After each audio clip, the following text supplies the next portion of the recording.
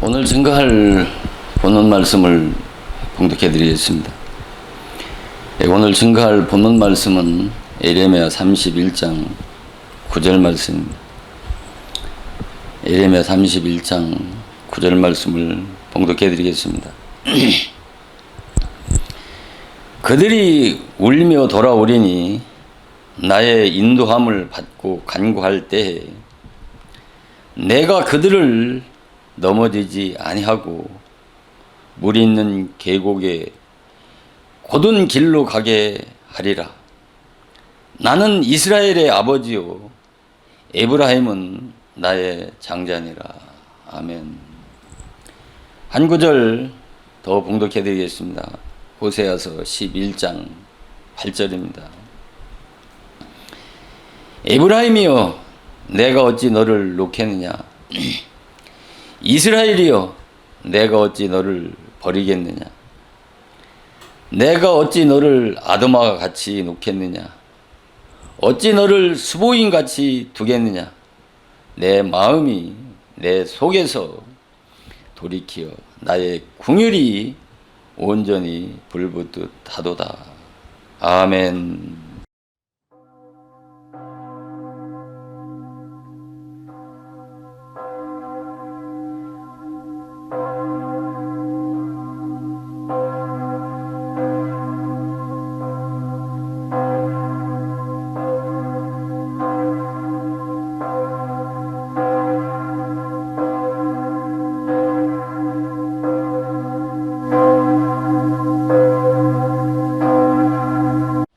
오늘 이 시간도 전 시간에 말씀을 드렸던 에브라임은 나의 장자라고 하는 주제의 말씀을 계속 이어서 말씀을 상고하도록 하겠습니다. 오늘도 증거되어지는 말씀 위에 하나님의 진리의 세미한 음성을 듣고 깨달아서 감사와 영광을 하나님께 돌리는 복되고 내려온 시간이 되어지기를 주님의 이름으로 축원을 드립니다.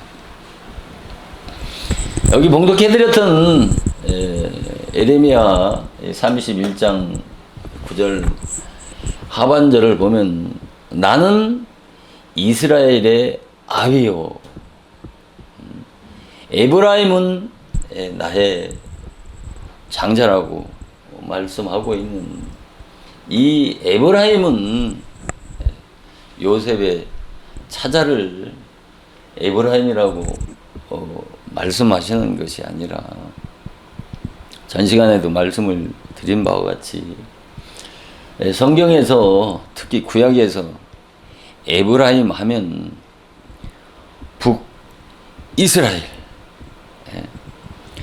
가장 부패하고 타락했던 그 북이스라엘을 지칭해서 북이스라엘의 대명사로 에브라임이라고 말씀을 하는 것입니다. 그래서 하나님은 정치적으로나 또 종교적으로 또 하나님의 이 발등상이라고 하는 남유다를 하나님의 장자라고 말씀하시지 아니하고 가장 그 부패에 타락했던 우상 숭배에 빠져가지고 극도로 부패 타락과 함께 하나님을 대적하고 배반했던 이 북이스라엘,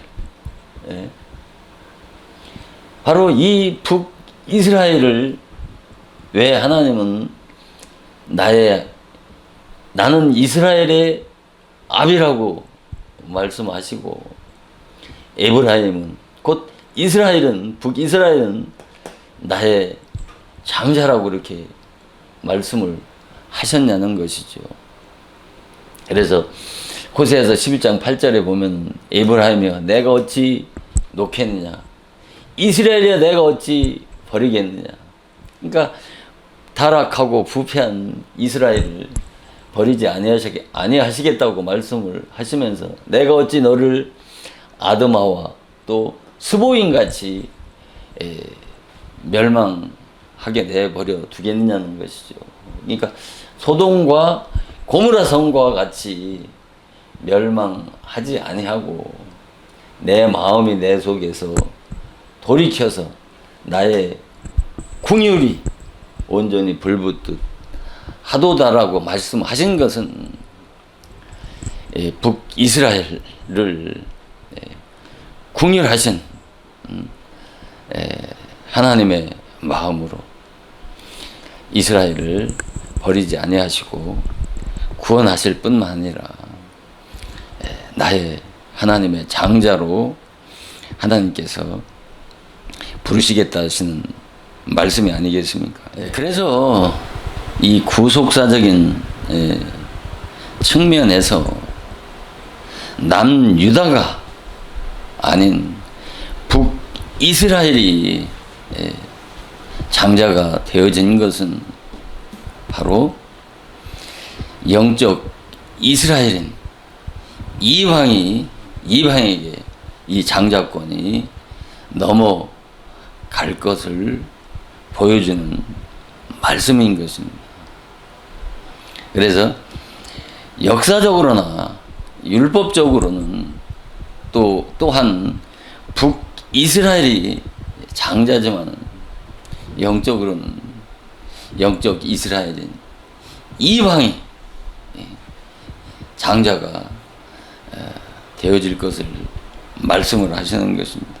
그래서 이것을 개인의 구속사적인 측면으로 이 말씀을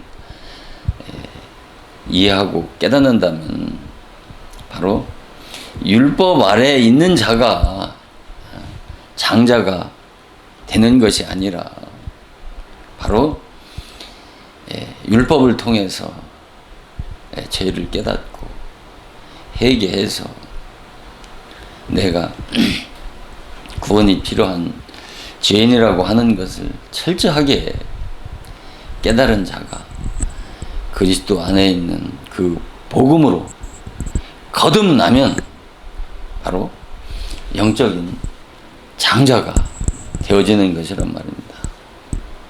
그래서 우리 개인의 가정 사도 바로 이 옛날에는 지금은 좀 다릅니다만은 옛날에는 이 장자가 그 가정에 그 장자의 축복을 다 받아 거머쥐었지 않습니까? 그와 같이 이 영적인 장자라고 하는 것은 바로 하나님의 나라의 기업과 유업을 받을 자가 바로 이 장자라고 말씀을 하는 것입니다.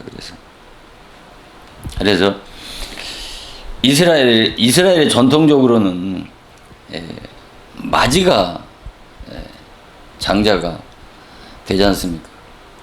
그런데 성경은 차자가 장자가 되어지는 것은 바로 무엇을 말씀하느냐면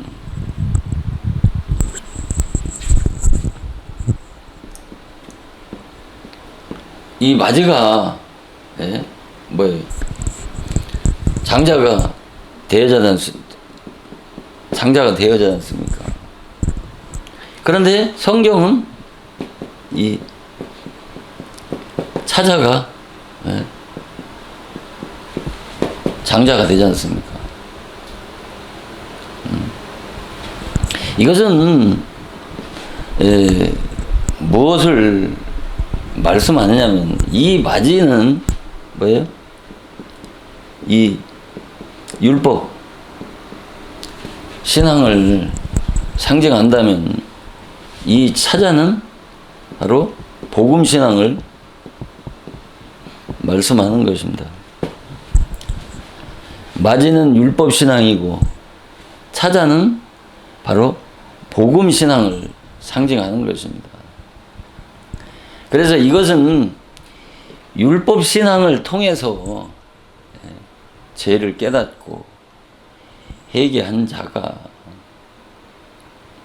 바로 내가 정말 구원이 필요한 그런 절망적인 죄인이라고 이 율법을 통해서 자기의 영적 신분을 깨닫고 난 다음에 바로 복음으로 예수 그리스도 안에 있는 이 진리의 복음으로 거듭나야 바로 장자가 되어질 수 있다라고 하는 말씀이 이스라엘 육적으로는 또 역사적으로는 이스라엘의 전통적으로는 맞이가 장자입니다만은 그러나 성경은 차자가 장자의 축복을 받은 것은 이 율법 신앙을 통과해서 복음 신앙으로 거듭나야 이 영적인 장자가 돼서 하나님의 나라의 기업과 유업을 받을 수 있다는 말씀인 것입니다. 그래서 우리는 오늘날 이 다 기독교인들이 이 율법 신앙은 필요 없는 것이고 이 복음 신앙만이 중요하게 여기면서 이 율법을 얘기하면 율법 주인이 운운하면서 이 복음을 깨닫지 못한 자라고 정죄하고 판단을 하지 않습니까? 그러나 그것은 창세전부터 예정하신 하나님의 구원 경륜 섭리의 그 깊은 뜻을 깨닫지 못하고 성경을 표면적으로만 보다 보니까 그 성경의 내용에 그 깊은 뜻을 깨닫지 못한 데서 오는 오해이기 때문에 그 같은 오류에 빠질 수가 있는 것이란 말입니다. 기독교의 구원은 반드시 율법 신앙 없이 또 율법 없이 복음 신앙으로 거듭나서 하나님의 자녀가 되는 게 아니라 반드시 율법 신앙을 통과해야 이 복음 신앙으로 나올 수가 있는 것이라고 하는 것을 이것을 잘 이해를 해야 되는데 오늘의 기독교인들이 이에 대해서 이해하려고도 하지도 않고 이 같은 말씀을 전하면 율법 주의를 얘기한다고 그냥 들어보지도 않고 예면해 버리는 이 같은 기독교의 형태에 대해서 바로 이해하고 깨닫지 못하면 기독교 신앙에 엄청난 오류에 빠질 수밖에 없기 때문에 이 율법 신앙과 이 복음 신앙은 성경 전체 주제 요약이라고 말하는 것입니다. 그래서 이 율법은 복음의 뭐예요? 그림자란 말입니다. 율법은 복음의 그림자란 말입니다. 이 말은 율법이라고 하는 것은 이것은 뭐냐면 사망의 법이에요. 율법은 사망의 법이라고 한다면 복음은 바로 생명의 법이란 말입니다. 왜 율법을 사망의 법이라고 말하는 것입니다. 왜 율법을 사망의 법이란 말입니다. 로마서 8장 2절에 보면 생명의 성령의 법이 죄와 사망의 법에서 너를 해방했다고 그러지 않습니까? 죄와 사망의 법은 뭐고 생명의 성령의 법은 뭐냐 말입니다.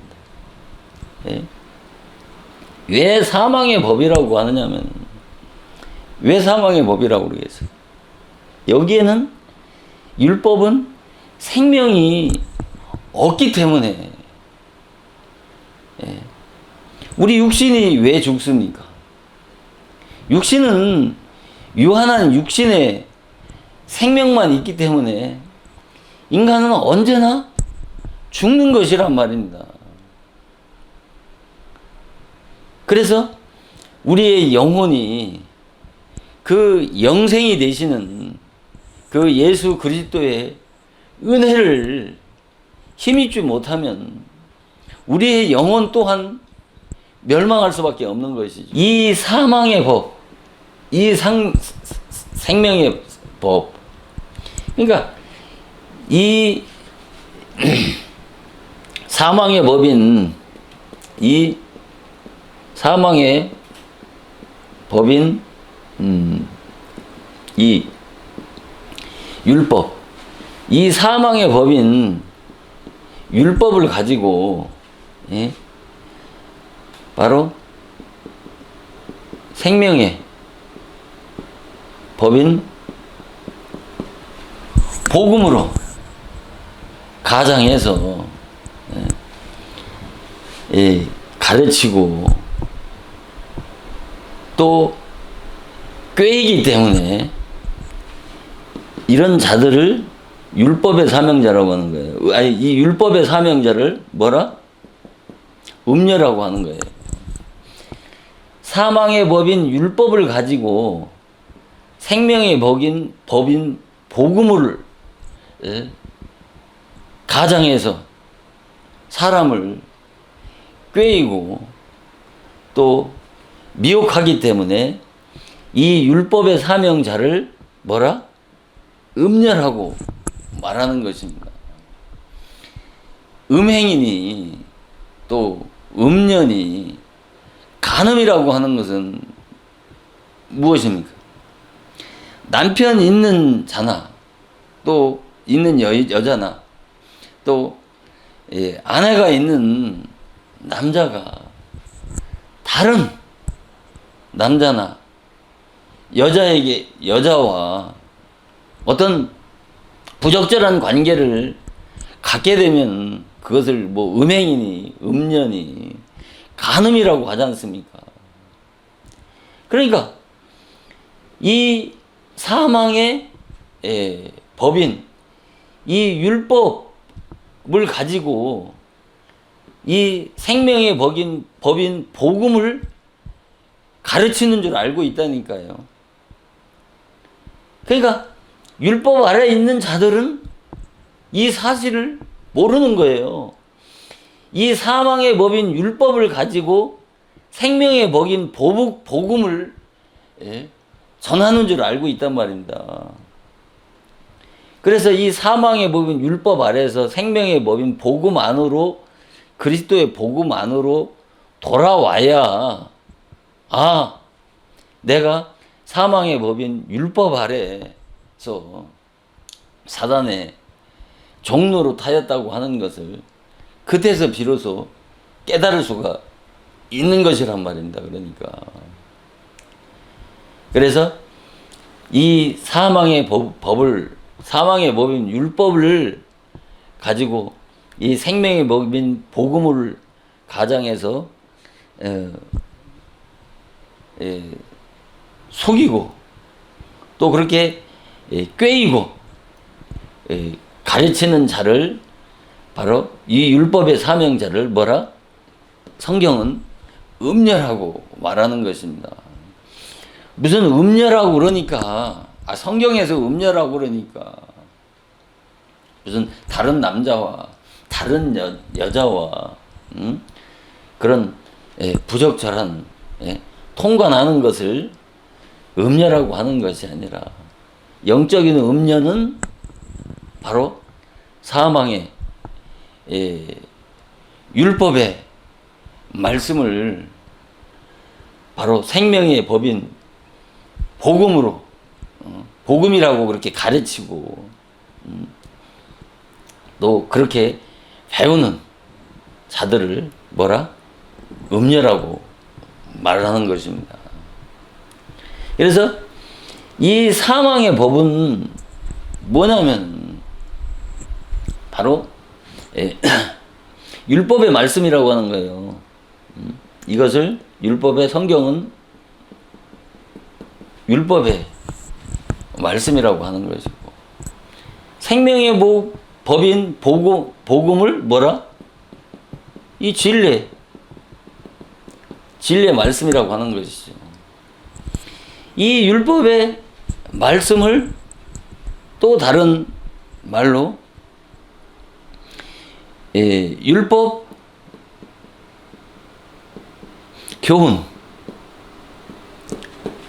교훈이라고 하는 거예요. 율법 교훈. 그러니까 이 율법의 말씀을 또 율법의 교훈이라고 그러고, 또 이것을 율법 교훈은 어린 아이들이 먹는 이 젖을 바로 율법의 말씀이라고 하는 것이고, 이것을 사망의 법인 율법이란 말입니다. 왜 사망의 법? 여기에는 생명이 없기 때문이란 말입니다. 자, 태양 똑같은 빛이잖아요. 밤의 어둠을 밝히는 이 달빛도 빛이잖아요. 또 낮에 그 비치는 태양빛도 똑같은 빛이지 않습니까? 그런데 낮에 비치는 이 태양빛만이 뭐예요? 모든 만물을 소생시키는 이 생명력이 있지 않습니까? 아무리 빛은 빛인데, 달빛은 아무리 그 자연 식물들이 그 달빛을 받아서 자랍니까? 자라지 않잖아요. 똑같은 빛은 빛인데. 그러니까 달빛은 뭐예요? 태양빛의 뭐예요? 그림자란 말입니다. 실제 빛은 뭐예요? 태양빛이지. 달빛은 그 빛의 모형과 그림자란 말입니다. 그래서 달빛은 만물을 소송케 할 수 없는 것처럼 만물을 소송케 하고, 생명력을 가져다 주는 것은 뭐예요? 태양빛이란 말입니다. 그것을 그렇기 때문에 이 율법을 사망의 법이라고 말하는 것이란 말입니다. 그래서 이것을 율법의 말씀이니 율법의 교훈이니 어린 아이들이 먹는 젖이라고 그런단 말입니다. 이 젖을 또 다른 말로는 기독교의 초보인, 이 세상 초등학문, 학문을 또 율법의 말씀이니 사망의 법이라고 이렇게 말씀을 하는 거예요. 그래서 이 율법의 말씀, 그러니까 이 율법의 말씀과 진리의 말씀을 분별을 해야 되겠습니까? 분별을 하지 말아야 되겠습니까?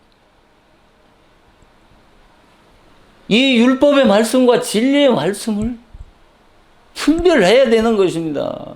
이것은 내 영혼이 살고 죽는 문제란 말입니다. 그래서 사도 바울이 진리의 말씀을 옳게 분별해서 부끄럽지 않는 일꾼 되기를 위해서 힘쓰라고 그렇게 말씀을 하는 거예요. 이 다른 것이 아니고 기독교 이단들이 전하는 말씀은 다 율법의 말씀이고 정통 기독교에서 전하는 목사들이 입에서 증거하는 말씀은 진리의 말씀이라고 착각하면 안 된다니까요.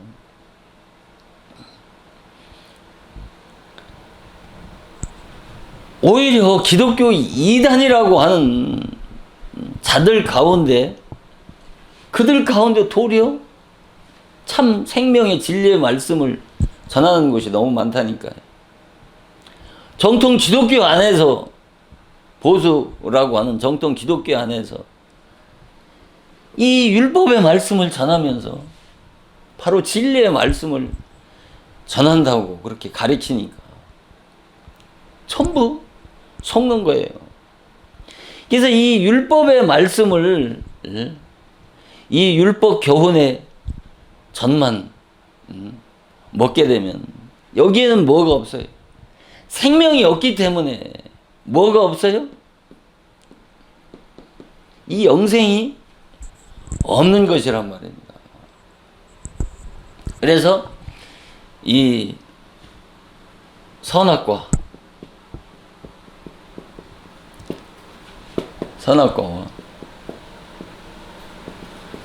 생명과 이 선악과와 생명과 이 선악과가 뭐라고 했습니까? 선악과를 식물성 과실나무 열매라고 그랬습니까? 식물성 과실나무 열매가 아니라 영적인 신령한 열매인 바로 첫 언약인 바로 모세의 율법을 선악과라고 그러지 않습니까? 생명과는 예수 그리스도 안에 있는 둘째 언약인 이 복음이란 말입니다. 첫 언약과 둘째 언약. 그러니까 선악과는 생명과의 뭘까요? 그림자라니까요. 이 선악과는 그림자고 이 생명과는 실체고 본체란 말입니다. 선악과는 생명과의 그림자란 말입니다. 그래서 이 선악과만을 먹고 이 선악과가 뭐예요? 이게 사망의 법, 율법이라니까요. 이것이 뭐예요? 율법의 말씀이라니까요. 식물성 과실나무 열매가 아니고. 그러니까 이 선악과만을 먹고 생명과인 예수 그리스도 안에 있는 이 진리의 복음으로 거듭나지 못하면 어떻게 돼요? 영생이 없다니까요. 구원이 없다니까요.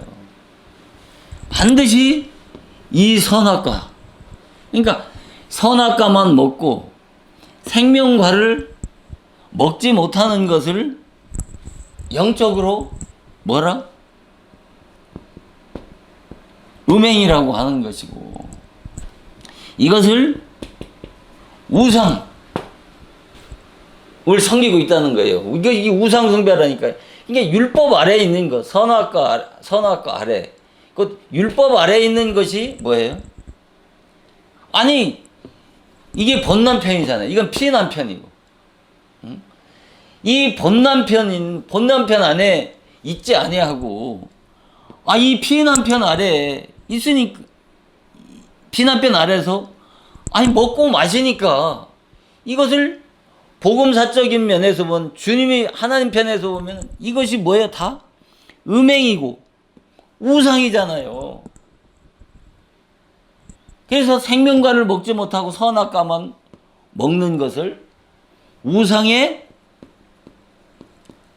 재물을 먹는다고 하는 거예요. 무슨 우상이라고 그러니까 절간의 우상을 말하는 것이 아니고 우상의 재물이라니까. 제사 지내고 우상의 그 우상에게 드린 그 재물을 우상의 재물이 아니라 아까 말씀하는 것처럼 이 사망의 율법인 이 율법의 말씀, 이 율법 교훈의 젖, 바로 기독교의 초보인 이 세상 초등 학문인 이 율법 교훈의 젖만 누구를 통해서 먹는 거예요? 사단의 종인 이 피남편인 이 율법의 종들을 통해서 이 사망의 율법만을 받아 먹으면 그것이 전부 다 뭐예요? 영적인 음행이고 우상 숭배하는 것이고 우상의 재물을 먹는 것이란 말입니다. 그래서 오늘의 많은 다수의 교회와 주의 종들이 이 율법을 가지고 진리인 양 가르쳐서 그 율법을 가지고 감동과 율법의 말씀으로 율법 교훈의 젖으로 감동과 감화를 주고받는 것을 가지고 그것을 율법을 말씀을 깨달은 것을 가지고 진리를 깨달은 줄을 그렇게 속이고 있는 것이란 말입니다. 그래서 이 율법은 뭐예요? 진리도 사랑도 아니에요. 말 그대로 이 사망의 법이라니까요. 죄와 사망의 법이라니까요. 죄와 사망의 법에서 해방을 받았다고 하는 것은 바로 이 율법인 이 사망에서 진리인 이 생명으로 신앙의 전환을 이루었을 때 바로 그 자가 구원받은 자라니까요. 생명을 받은 자라니까요. 그래서 이 율법의 말씀에는 봐요.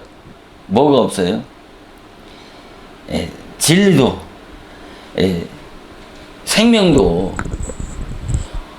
없음에도 불구하고 바로 율법의 종들이나 율법 아래에 있는 자들이 이웃사랑, 하나님의 사랑을 얘기하기 때문에 바로 이 율법의 말씀과 이 진리의 말씀을 헷갈려하고 혼돈하는 것이란 말입니다. 그러니까 율법은 뭐가 없어요? 생명이 없으면서도 생명이 있는 제 가리킨단 말입니다.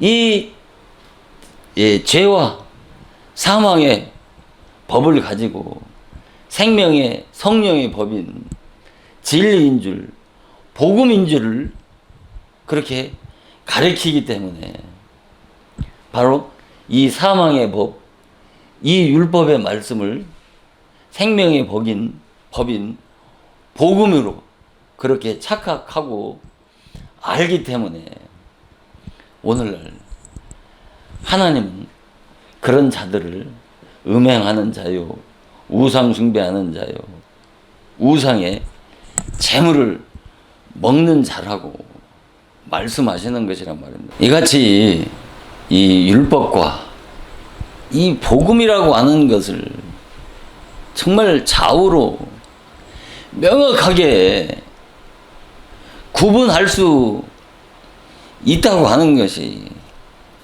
얼마나 큰 축복이고 영적인 자부심을 갖게 한다고 하는 것을 깨닫는 은혜가 있기를 주님의 이름으로 축원을 드립니다. 우리가 다윗과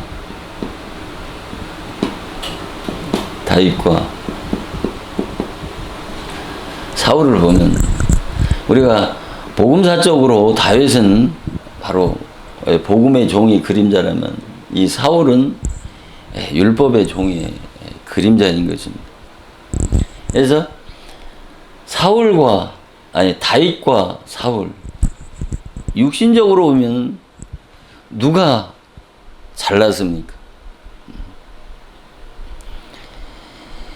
육신적으로 다윗이 더 잘나서 다윗이 이스라엘 왕이 되어졌습니까?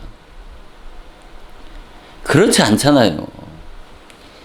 다윗은 육신적으로 너무너무 연약하고 부족한 사람 아닙니까?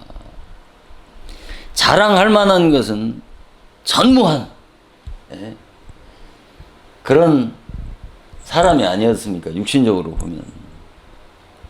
그 증거로 다윗이 부름 받을 때 하나님께서 그 사무엘을 통해서 이새의 아들들 가운데서 기름 부음 받은 자를 선택할 때 이 아버지 이새는 이 다윗의 이새 양을 치는 이 다윗은 부르지도 않았어요. 그러니까 그 아버지 이새가 보기에도 육신적으로 보면 다윗은 얼마나 자격 미달이었다고 하는 것을 말씀하시는 것 아니겠습니까? 그래서 이 사무엘이 그 7 아들들을 저기 사무엘 앞에 세웠을 때 사무엘은 첫째 아들인 그 마지인 엘리압을 보고 뭐라고 말씀하십니까? 바로 엘리압이 기름 부음 받을 자라고 말씀을 하시니까 아니 하나님은 사람은 외모를 보지만은 하나님은 나는 중심을 보신다고 그렇게 말씀하시지 않습니까? 이 말씀은 무엇을 말씀하시겠습니까? 이 말씀은 행위를 보지 않고 은혜로 부르신다는 말씀이 아니겠습니까? 도대체 이 은혜로 예? 이 부르신다는 말씀은 무엇입니까?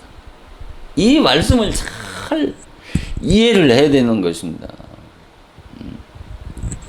은혜로 부른다고 하니까 예?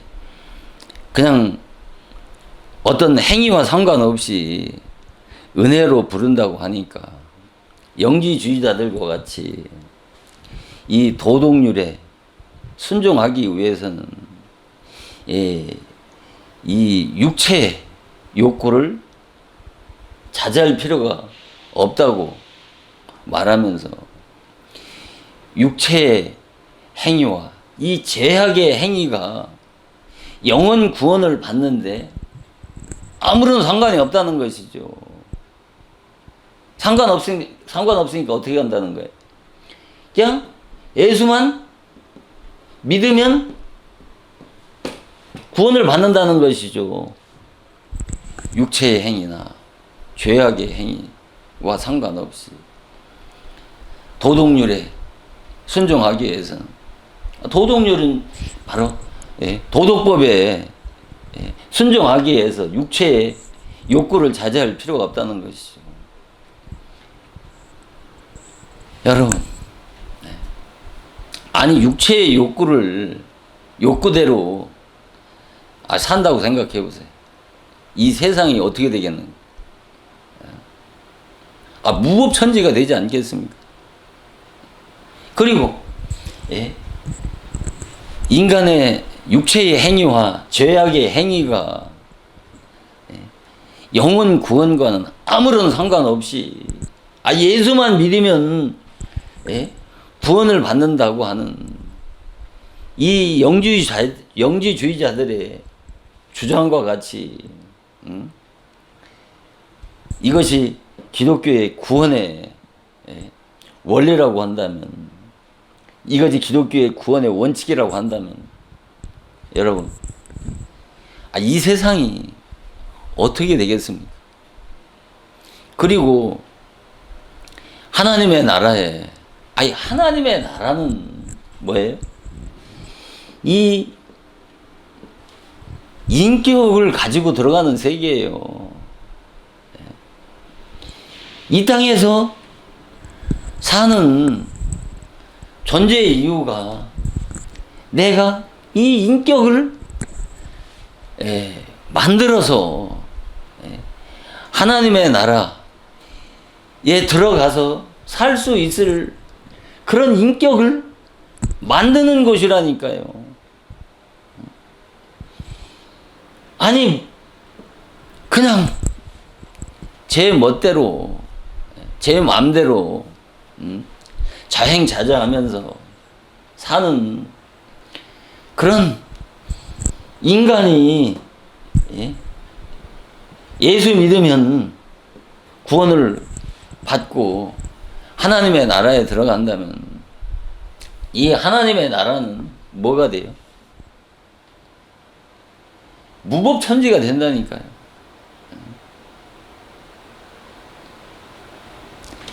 그러니까 이 은혜로 구원을 은혜로 부르신다라고 하는 말씀은 잘 이해를 해야 된다니까요. 자, 기독교의 구원이 값없이 거저주시는 은혜라고 하니까 이것을 잘못 오해하고 이해함으로 인해서 이 복음을 남용하고 방종하고 세격거리로 만드는 이 기독교인들이 얼마나 많습니까? 아니 예수님이 인류의 그 모든 죄를 친히 담당하시고 십자가에서 못 박혀 죽으시고 그 율법의 모든 요구를 성취하시고 완성하셨음으로 말미암아 우리의 모든 죄를 무엇도 하지 않는다. 아니 기억도 하지 않는다고 그렇게 않으신다고 그렇게 말씀을 하시지 않습니까? 기억도 하지 않는다라고 이렇게 말씀을 하니까 그냥 아무나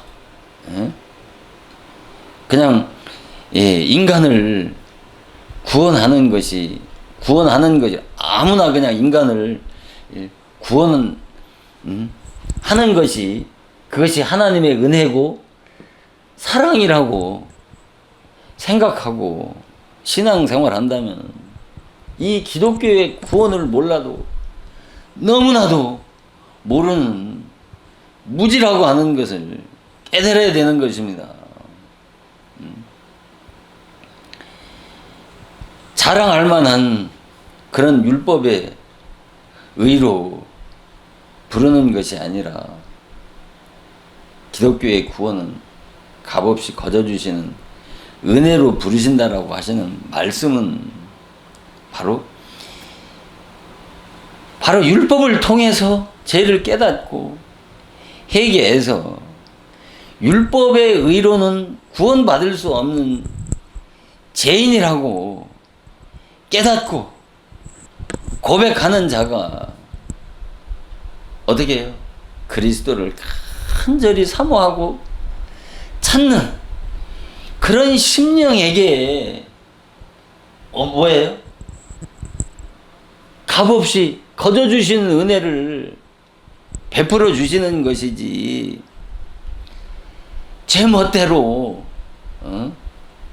죄를 짓는 것을 떡 먹듯 하는 그런 자들에게 만약에 은혜를 베풀어 주신다면 어떻게 되겠습니까? 이것은 강도에게 도둑놈에게 칼을 들려주는 것과 똑같다니까요. 과거에 지은 모든 죄를 덮어주신다고 하는 것은 전제가 뭐냐? 먼저 회개를 해야 되는 거예요. 회개하지 않은 자에게 내가 어떤 죄인인지를 모르는 자에게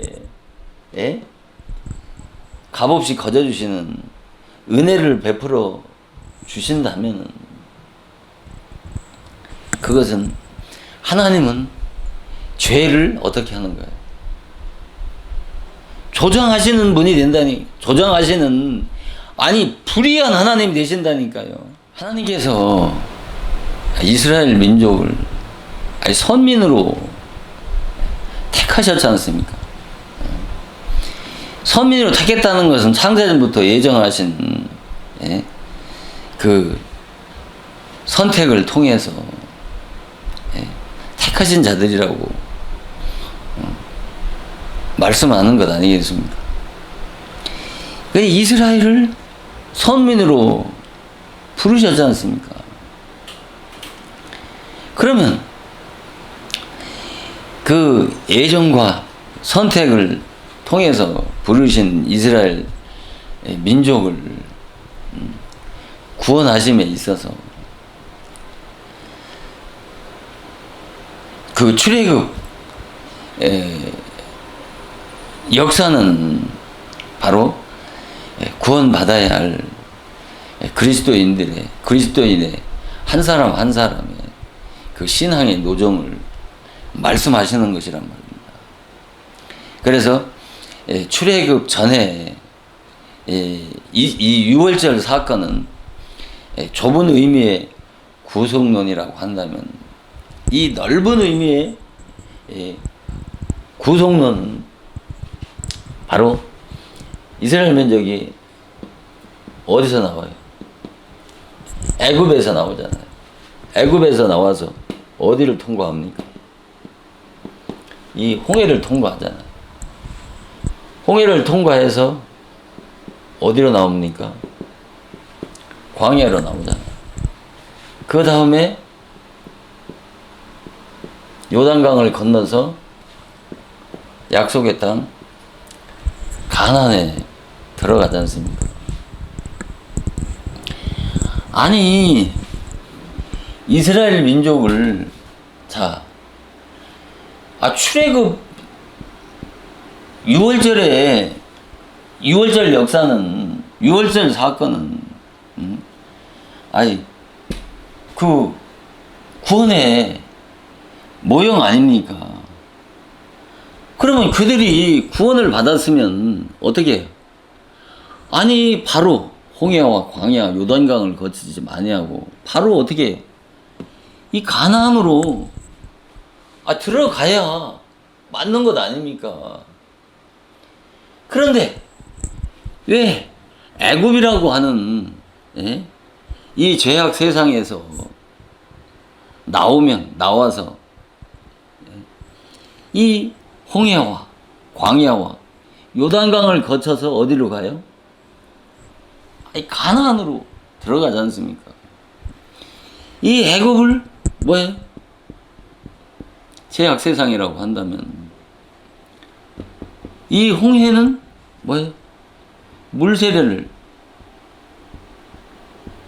말씀하는 것이죠. 죄악 세상에 나오면 그 다음에 이 물세례를 받아야 되는 거예요. 이 물세례가 뭐예요? 바로 회개의 세례란 말입니다. 회개의 세례. 반드시 먼저 이 물세례를 통해서 회개를 해야 여기서 끝나는 것이 아니라 이 광야를 통과해야 되는 거예요. 이 광야가 뭐예요? 불세례라니까요. 불세례. 이 불세례는 광야에서 바로 불같은 연단과 고난을 통해서 이 옛사람에 속한 이 정과 욕심을 못 박아 죽이는 곳이 이 광야라니까요. 여기서 뭐예요? 죽음을 체험해 죽어야 된다니까요. 반드시. 여기서 죽어야 그 다음에 어디예요?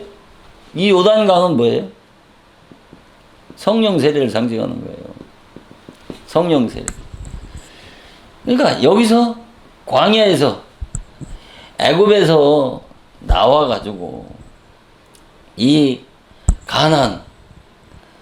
가나안에로부터 시작해서 여기서 이 죽음을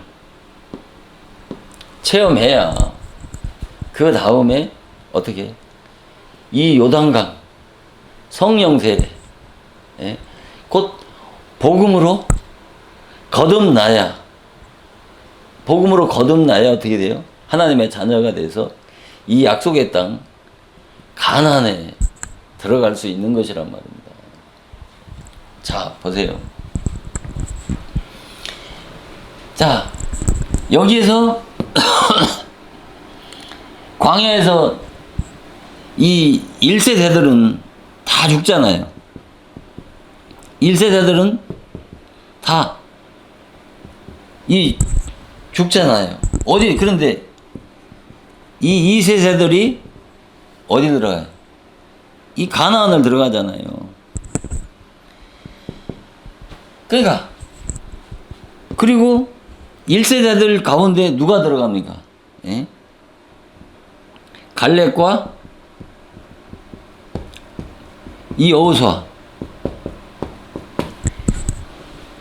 1세대들 가운데 갈렙과 여호수아만 들어가고 나머지는 다 광야에서 죽고 광야에서 다시 태어난 2세대들이 가나안에 들어가는 거예요. 이것을 두 가지 측면에서 본다고 그러면 1세대들이 다 죽고 갈렙과 여호수아만 들어간 것은 영적으로 이 구원을 받아서 이 가나안에 들어갈 자가 다수라는 거예요. 소수라는 거예요. 소수라는 거란 말이에요. 소수가 들어간다고 하는 것을 말씀하신 것이고 여기서 이 갈렙과 여호수아가 들어간 것은 이 갈렙이라고 하는 것은 개라는 뜻이에요. 개라는 뜻이고 이 여호수아는 예수님을 상징하잖아요. 그러니까 이 갈렙과 같이 그러니까 개만도 못한 죄인이라고 하는 것을 율법을 통해서 깨달은 자예요. 개만도 못한 율법을 통해서 개만도 못한 죄인이라고 하는 것을 깨달은 자가 여호수아 예수 그리스도의 복음으로 거듭난 자는 어딜 들어갈 수 있다는 거예요? 바로 천국에 들어갈 수 있다는 거예요. 그래서 1세자들이 여기서 죽어야 되는 거예요. 여기서 반드시 죽음을 체험해야 율법을 통해서 죽음을 체험해야 이 요단강의 성령 세례를 통해서 복음을 통해서 살아나는 체험을 해야 어디에 들어간다는 거예요? 가나안에 들어갈 수가 있단 말입니다. 그래서 이 갈렙과 여호수아는 무엇을 상징하냐면 바로 이 두 증인을 상징하는 거예요. 두 증인을. 우리가 두 증인이라고 하니까 구구한 신학적인 학설들이 난무합니다만 간단하게 요약해서 말씀을 드린다면 두 증인은 율법과 복음을 깨달은 종을 말하는 거예요.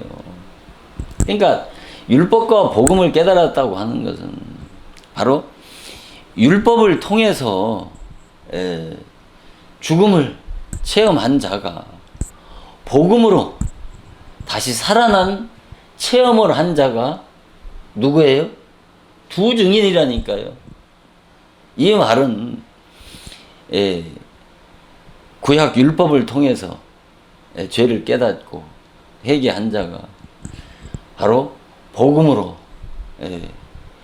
거듭난 자, 곧 부활의 신앙을 전인격적으로 체험한 자가 바로 두 증인이에요. 두 증인. 그리고 예루살렘 성은 이 예루살렘 성은 12지파와 12 사도를 통해서 완성이 되어진단 말입니다. 이 12지파는 뭐예요? 구약 율법신앙을 대표하는 자들이라고 합니다. 12사도는 신약 복음신앙을 대표하는 자들이란 말입니다. 그러니까 구약 율법의 율법신앙을 기초로 해서 구약 율법신앙을 기초로 해서 신약의 복음으로 신약의 이 복음으로 거듭나야 어딜 들어가요? 이 새 예루살렘 성에 들어갈 수 있단 말입니다. 그래서 새 예루살렘 성은 12지파, 12사도를 통해서 완성이 되어진다라고 하는 것입니다. 그래서 그러면 14만 4천은요?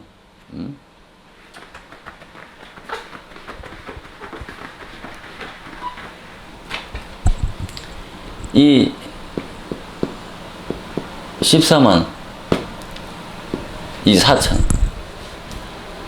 이 14만 4천도 구구한 주장들이 많습니다만 이 영적으로는 이 144라고 하는 것은 12 곱하기 12는 140이란 말이에요. 여기에 1000을 곱한 것이 14만 4천이란 말입니다.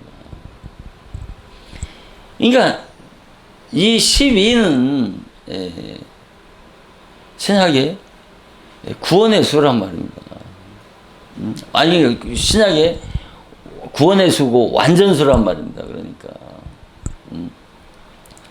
그러니까 이 12 곱하기 12는 그러니까 이 구약 그러니까 율법을 통해서 죄를 깨닫고 회개 그러니까 율법 신앙을 통과해서 바로 이 12 복음 신앙으로 거듭난 이 12는 뭐야 아까 여기 12지파와 12사도로서 구약의 율법과 신약의 복음을 대표하는 수라고 그랬잖아요. 그러니까 율법 신앙을 통과해서 복음 신앙으로 거듭난 율법 신앙을 통과해서 복음 신앙으로 거듭난 신약 시대에 무수히 많은 구원받은 자들 신약의 율법을 통해서 율법 신앙을 통과해서 복음으로 거듭난 구원받은 자들을 그 총칭해서 이것을 천이라고 그러는 거예요. 천. 이게 구원받은 자들을 신약의 구원받은 자를 총칭해서 합해서 이것을 천이라고 말씀을 하는 거예요. 그러니까 이것도 뭐예요? 율법 신앙을 통과해서 복음 신앙으로 거듭난 구원받은 자들이 누구예요? 이 14만 4천이라니까요. 어떤 상징적인 상징적인 수인데 이걸 복음사적으로 풀으면 이같이 풀 수 있다는 것이죠.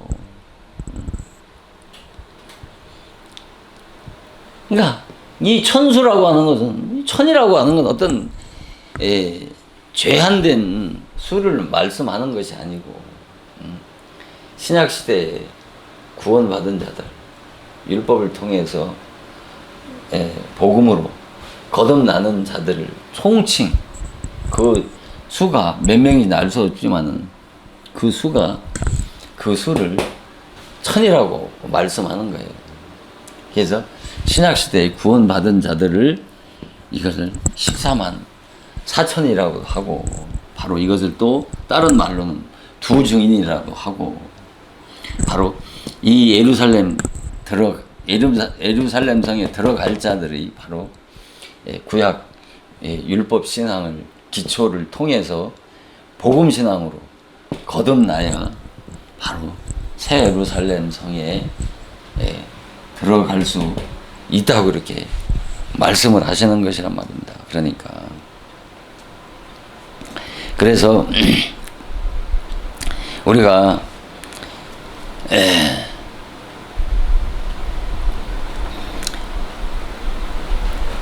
조금 마지막으로 정리를 한다면 그에 반해서 사울은 어떤 사람이에요? 육적으로 완벽한 사람 아닙니까? 요즘으로 말하면 스펙이 완벽한 사람이죠. 학벌도 좋고 배경도 좋고 가문도 좋고 능력도 있고 지혜도 육신적으로 보면 많은 사람이죠. 그러면 자 여기서 잘 이해를 해야 됩니다. 그러면 하나님은 가난하고 여기 고린도전서 1장 26절 이하를 보면 형제들아 너희를 부르심을 보라 육체를 따라 지혜 있는 자가 많지 아니하며 능한 자가 많지 아니하며 문벌 좋은 자가 많지 아니하도다. 그러나 하나님께서 세상에 미련한 것들을 택하사 지혜 있는 자들을 부끄럽게 하시고 세상에 약한 것들을 택하사 강한 것들을 부끄럽게 하려 하시며 하나님께서 세상에 천한 것들과 멸시받는 것들과 없는 것들을 택하사 있는 것들을 폐하려 하시나니 이는 아무도 육체라도 하나님 앞에 자랑치 못하게 하려 함이라. 그러시면서 너희는 하나님께로부터 나서 그리스도 안에 있고 예수는 하나님께로 나와서 우리에게 지혜와 의로움과 거룩함으로 구속감이 되었나니. 자, 여기 말씀을 보면 그러면 하나님은 자 가난하고 뭐 학벌도 없고 또 배경도 없고 지혜도 없고 정말 육신적으로 아니 정말 별 볼 일 없는 그런 자들만 부르셔서 하나님이 구원하신다는 말이냐는 말입니다. 그러니까 하나님이 이렇게 학벌도 없고 무식하고 가문도 배경도 없는 자를 택해서 구원하신다는 말씀이 아니고 뭐냐 학벌도 좋고 배경도 좋고 세상에 자랑할 것도 많은 그런 사람. 그러니까 실제로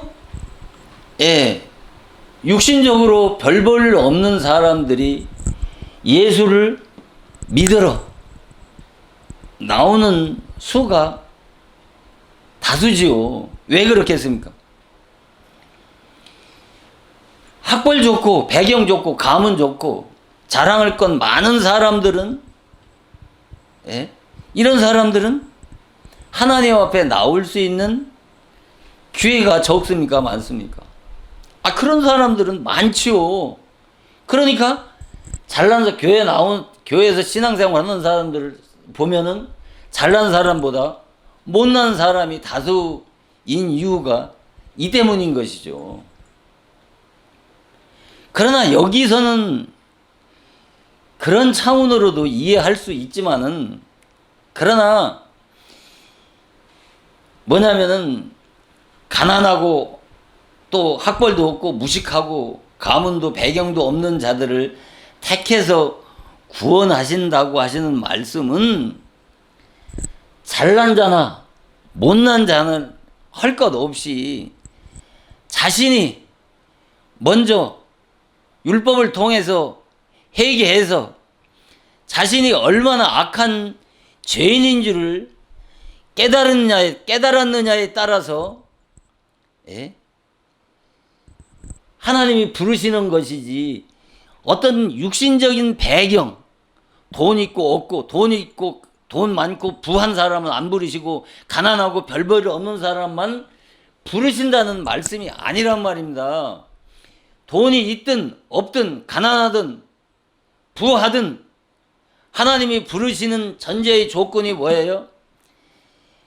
율법을 통해서 자신이 죄를 깨닫고 회개해서 자신이 얼마나 악한 죄인이라고 하는 것을 깨달은 그 깨달은 것에 따라서 하나님이 부르시는 것이지 육신적인 것을 조건으로 해서 부르신다는 말씀이 아니란 말입니다. 그래서 사울은 육신적으로 완벽한 사람이고 요즘의 말로 얘기한다면 스펙이 완벽한 사람이란 말입니다.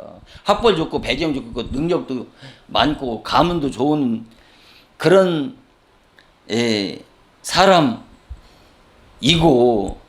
다윗은 육신적으로 별 볼 일 없는 사람이기 때문에 하나님이 그런 다윗을 들어서 이스라엘 왕으로 세우신 것은 하나님의 영광과 능력을 나타내시기 위해서 그런 자를 부르셨다는 말씀이 아니라니까요. 아니 사울은 자신이 얼마나 비참하고 극악무도한 죄인이라고 하는 것을 깨닫지 못한 자의 모형이라면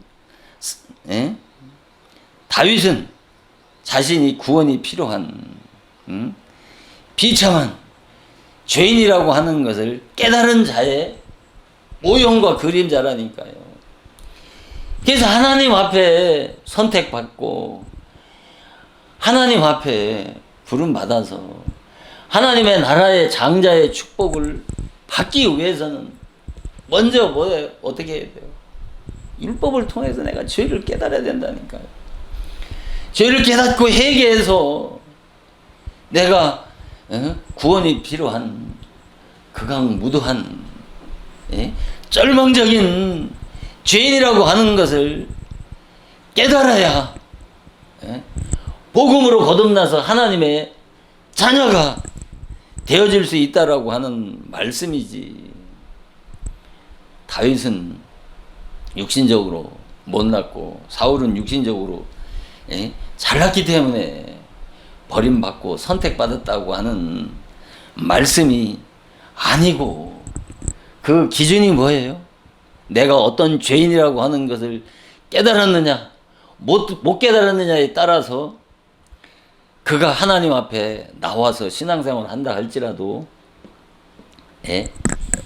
버림받을 수도 있고 구원받을 수 있다라고 하는 그 기준이 바로 내가 어떤 죄인이라고 하는 것을 깨달았느냐 못 깨달았느냐에 따라서 구원과 멸망이로 갈라진다는 말입니다. 그러니까 그래서 사울은 육신적으로 완벽했다라고 하는 것은 오늘날로 말하면 무엇일까요? 오늘날로 말한다면 어떤 사람입니까? 이건 영적으로 이해하면 주일 성수도 잘하고 11조 생활도 잘하고 충성 봉사도 잘하고 목사도 잘 섬기는 자란 말입니다. 이런 자들은 어떻게 해? 외적으로 사울과 같이 자랑할 것이 많지 않습니까? 이런 자들은 어떤 자들이에요? 이런 자들은 이렇게 사람 보기에 믿음이 좋은 것 같고 또 신앙생활을 잘하는 것 같아서 자기가 믿음이 좋아서 바로 자기가 믿음이 좋아서 신앙생활 잘하는 줄 알고 이런 자들은 천국을 들어갔는데 조금 더 의심 없이 신앙생활을 하는 자들이잖아요. 주일 성수 잘하고 11조 생활 잘하고 충성봉사 열심히 하고 목사 잘 섬겨보세요. 믿음 좋은 자라고 그러지 않습니까? 믿음 좋다고 그러지 않습니까? 이런 자가 지옥 간다라고 누가 말하는 자가 어디 있습니까? 이런 자는 누구와 같으냐면 탕자의 형인 누구예요? 그 마지와 같다니까요. 자, 탕자가 창기와 허랑방탕해가지고 집에 돌아오니까 아버지가 너무 기뻐서 송아지를 잡아서 잔치를 배설하잖아요. 그러니까 이를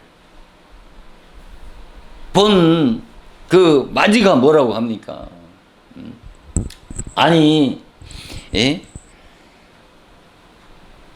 저렇게 방탕한 삶을 살다가 아버지의 재산을 다 탕진하고 돌아온 아들에게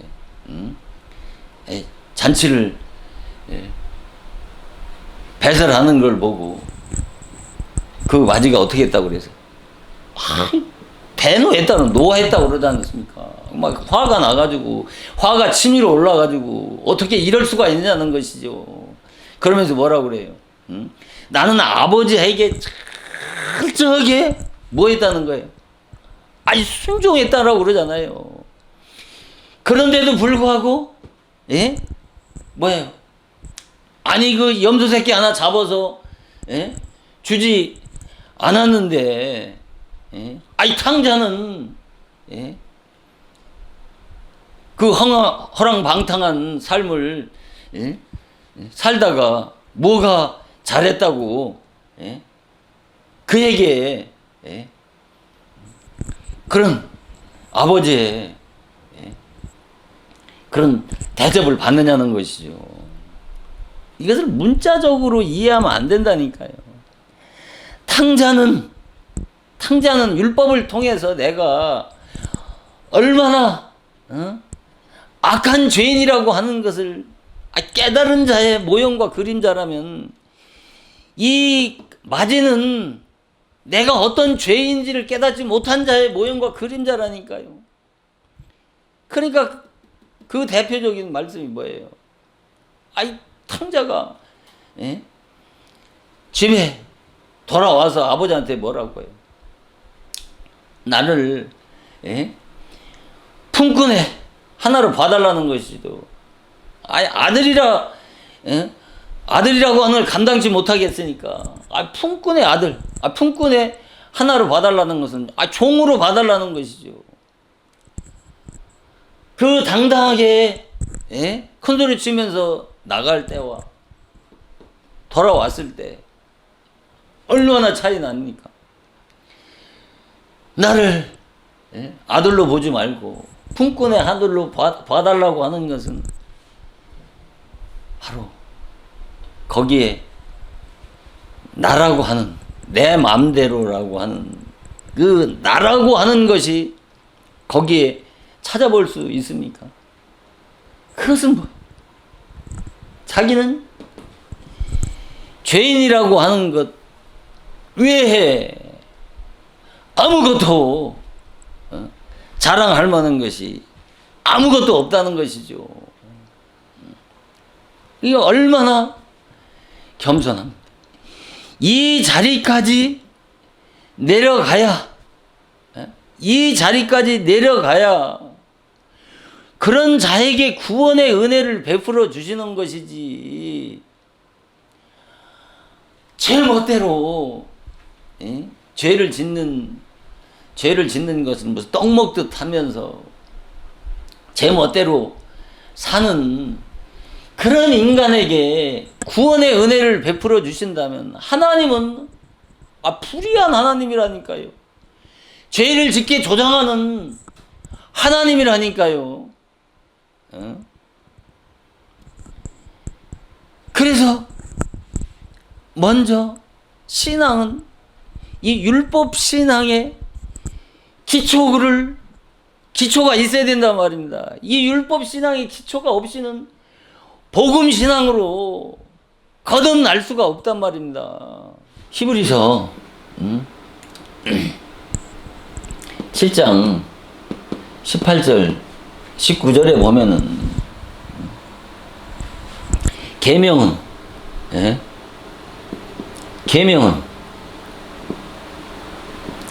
연약하고 무익함으로 뭐 했다 그랬어요? 폐했다고 그러잖아요. 계명은, 그러니까 율법은 연약하고 무익하고 폐했다는 거예요. 아니 그러니까 율법으로는 인간을 구원에 이를 수 없다는 말씀 아니겠습니까? 그렇기 때문에 이것을 폐했다는 것이죠. 그러면서 율법은 아무것도 온전케 할 수 없다는 거죠. 율법은 아무것도 온전케 할 수 없다는 것이죠. 그러면서 뭐예요? 이해. 아무것도 할 수 없다면서 이해.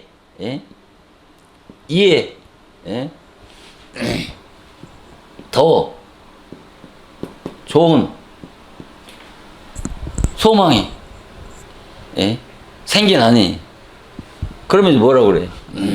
더 좋은 소망이 생기나니 이것으로 하나님 앞에 가까이 가느니라고 그러잖아요.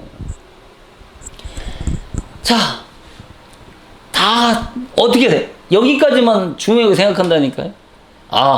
율법은 연약하고 무익함으로 예수님이 폐하셨으니까 율법은 아무것도 온전케 할 수 없는 이것을 백해 무익한 법이라고 생각하는 것이죠. 그러면서 이것은 육적 이스라엘에게만 필요한 법이지 영적 이스라엘에게는 필요 없는 법이라는 것이죠. 무엇만 있으면 돼요? 이 믿음의 법만 있으면 된다는 것이죠. 그 다음을 보시라니까. 이에 더 좋은 소망이 생긴다고 그러잖아요. 여기서 문장이 끝나지 아니하고 이 뒤에 후반부의 문장이 더 중요하다니까요. 그러니까 중요한 것은 어떻게 율법은 아무것도 온전케 하지 못하, 연약해서 무익하고 폐하셨기 때문에 율법은 아무것도 온전케 못하는 것인데 왜 이에 더 좋은 소망이 생기느냐 말이에요. 이걸 잘 이해해야 된다니까요. 그러니까 율법을 통해서 내가 율법을 통해서 이 정죄를 받아봐야 된다니까. 율법을 통해 정죄 받아서, 예? 율법의 결국은 어떻게 해요? 율법의 결국은 뭐예요? 이 죽음뿐이라고 하는 것을 깨달아야 된다니까요. 이 말씀이라니까요. 아, 율법의 요구대로 살아봤는데 율법의 요구대로 철저하게 순종해 보려고 살아보려고 몸부림쳐 봤는데, 아, 이 율법은 여기에 생명이 없으니까 연약하고 무익함으로 하나님이 폐허졌단 말이에요. 아, 율법은 정말 연약하고 무익하다고 하는 것을 깨닫고, 율법은 아무것도 온전케 할 수 없는 사망의 법이라고 하는 것을 내가 체험을 통해서 깨달아야 된다니까요. 이것을 깨달을 때 인간은 이것을 깨달을 때 더 좋은 소망이 생겨. 이때서 뭐예요? 이것이 뭐냐면 영적인 죽음이라니까. 여기 영적인 죽음. 이게 영적인 죽음이라니까요. 인간은 죽음에 이르렀을 때 어떻게 해요? 인간은 살 길을 찾는단 말이에요. 그때에서 더 좋은 소망이 뭐예요? 이때서 인간은 예수 그리스도를 바라보게 된단 말입니다. 그래서 율법은 영생의 축복을 바라보게 한다고 하는 말이 이 말이고, 율법이 그리스도께로 인도하는 모황선생이란 말이 이 말이란 말입니다. 이것으로, 그러니까 율법은 아무것도 온전케 할 수 없다고 하는 것을 깨닫고 내가 그리스도께 대한 소망을 두어야 하나님께 어떻게 한다? 나갈 수 있다는 거예요. 이런 자에게 하나님께 이런 체험을 하죠. 그래서 율법을 통해서 죽음을 체험해야 복음으로 살아난다라고 하는 말이 이 말이란 말입니다. 하나님이 이런 자를 어떻게 해요? 구원하신다니까. 이런 자를 구원하신다니까요. 예? 저기 영지주의자들과 같이 인간의 이 도덕법에 순종하기 위해서 이 육체의 욕구를 자제할 필요도 없고, 예? 죄악의 행위나 예? 육체의 행위가 어떻게 살든, 어떻게 제멋대로 살든 뭐예요? 뭐 한다는 거예요? 살든 예수 믿으면 구원을 받는다는 것이죠. 이 같은 예수만 믿으면 구원해. 오늘날 이 같은 21세기 이 영지주의자들과 같은 이 기독교의 구원론을, 복음을 오해하고 잘못 이해하고, 예? 신앙생활하는 자들이 오늘의 현실 기독교계 안에 너무나도 많다는 거예요. 이 사실을 깨달아야 된단 말입니다. 이 사실을. 그래서 이 율법 신앙 없이 복음 신앙이라고 하는 관문을 통과를 할 수 없다니까요. 율법 신앙이 기초라니까요. 모든 이 세상에서도 기초 없이 완성이라고 하는 것은 없는 것이란 말입니다. 아니 초등학교 과정 없이 중등 과정, 고등 과정을 거칠 수 있습니까? 아니 덧셈 뺄셈도 모르는 인간이 어떻게 함수니 미적분이니 이런 고등 수학을 풀어낼 수 있느냐 말입니다. 없다니까요. 이 인간의 이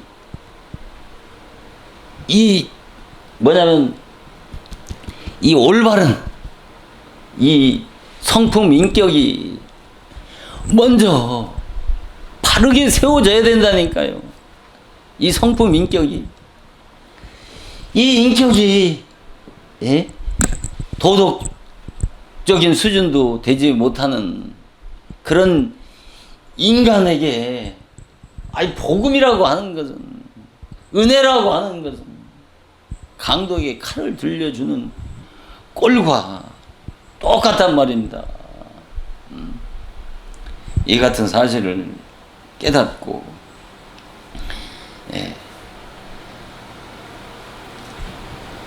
이 성경 전체 주제 요약인 이 율법과 복음을 통해서 성경을 보는 눈이 활짝 열리고 이 내적이고 영적인 말씀을 듣고 깨달을 수 있어서 이 기독교 안에 이 참과 거짓이 누구고 이 기독교 안에 참과 거짓을 분별해서 이 무지 가운데 빠져있는 잠자고 죽어가는 영혼들을 구원하는 일에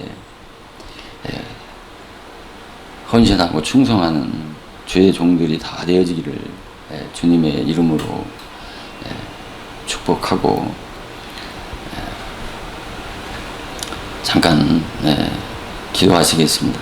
구약 말기 호세아 선지는 먹을 양식이 없어서 기근이 아니고 먹을 물이 없어서 기갈이 아니라 하나님의 말씀을 듣지 못한 기근과 기갈이라고 하면서 이 백성들이 하나님 아는 지식이 없어서 망한다고 탄식하였습니다. 영적인 눈으로 오늘의 기독교를 바라보면 구약 말기 구약 교회와 다를 바가 없습니다. 홍수로 물이 범람하면 물은 많으나 먹을 물이 없는 것처럼 자체 교회도 많고 애치는 자도 많사오나 신령한 생명수가 없어서 수많은 영혼들이 영적 기근과 기갈을 당하여 속된 믿음의 바벨에 빠져서 유리하고 방황하며 길을 찾지 못하고 갈 바를 알지 못하는 영혼들의 울부짖는 탄식 소리를 듣고 깨어있는 하나님의 자녀들이 다 되어질 수 있도록 날 구원하여 주시는 예수 그리스도의 거룩하신 이름으로 간절히 기도드리옵나이다. 아멘.